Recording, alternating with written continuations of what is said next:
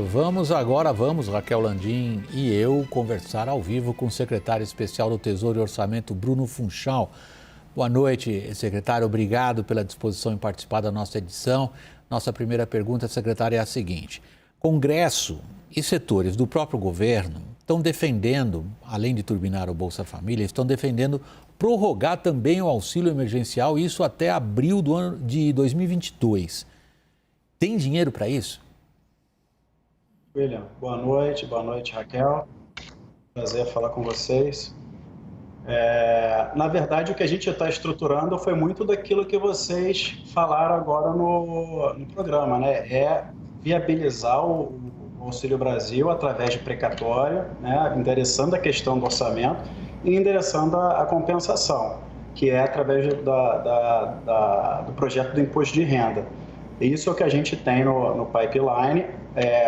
Auxílio emergencial, o que a gente, assim, acho que é importante sempre esclarecer, é que auxílio emergencial, essas medidas que usam crédito extraordinário, eles requerem medidas, hipóteses muito específicas, como, por exemplo, imprevisibilidade. Então, é algo que a gente não verifica esse tipo de hipótese para um caso como agora. Tá? Então, é difícil a gente enquadrar como crédito extraordinário uma prorrogação do auxílio emergencial. Raquel? Secretário, o Bolsa Família turbinado, ele está criando ali um espaço fiscal. A grande justificativa para parcelar os precatórios é pagar esse Bolsa Família. Mas o espaço que está sendo costurado nesse acordo político mais recente é mais que o dobro do necessário. Não está se criando uma maneira de burlar indiretamente o teto de gastos para gastar mais? Não, Raquel, na verdade é o contrário, né? Acho que o ponto da discussão do precatório é muito no sentido de que, temos uma despesa obrigatória, cresceu demais essa despesa obrigatória, comprime todas as nossas despesas discricionárias, que foi o que aconteceu, por exemplo, com a Previdência. A Previdência crescia muito acelerado.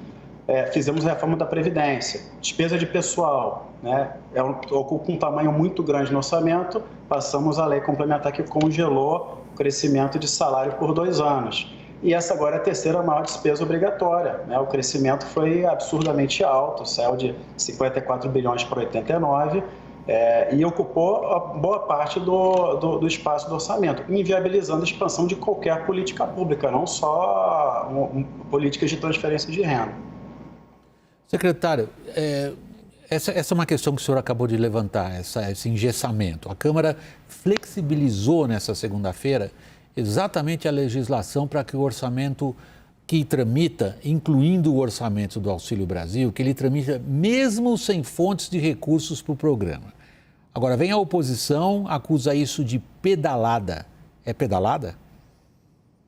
Não, William, na verdade, assim, a Lei de Diretrizes Orçamentárias, ela traz umas normas, né, em que, na verdade, para você, por exemplo, criar uma nova despesa, você tem que ter a compensação.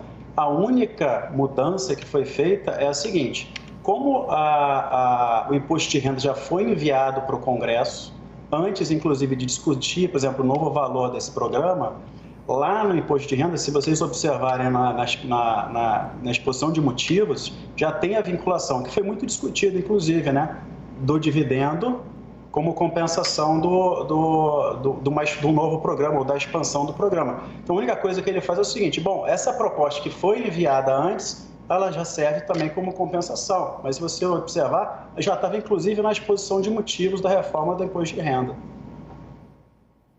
Mas, secretário, então quer dizer que se não passar a reforma do imposto de renda, não tem Auxílio Brasil? Isso é só para facilitar a tramitação do orçamento? Na prática, dá para fazer uma coisa sem ter a aprovação da outra?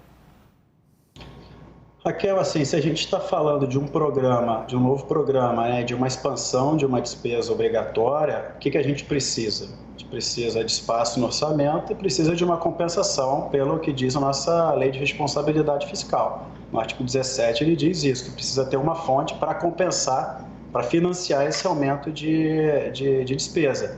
Então, sim, a gente precisa avançar nessas duas frentes, né? Primeiro, o espaço orçamentário e segundo, na compensação, para satisfazer as nossas regras fiscais, que são super importantes para trazer credibilidade, né? Essa credibilidade de que nossas contas são sustentáveis no longo prazo e avançando com essas duas matérias é que a gente consegue, sim, viabilizar o Auxílio Brasil. Secretário, por último, a gente vê a inflação chegando a 2 dígitos, ela está sendo evidentemente puxada por preços de energia dos combustíveis. O Banco Central está fazendo a parte dele, por mais que isso doa, para controlar preços, subindo juros. O governo federal, na sua visão, está fazendo a parte dele de controlar despesas?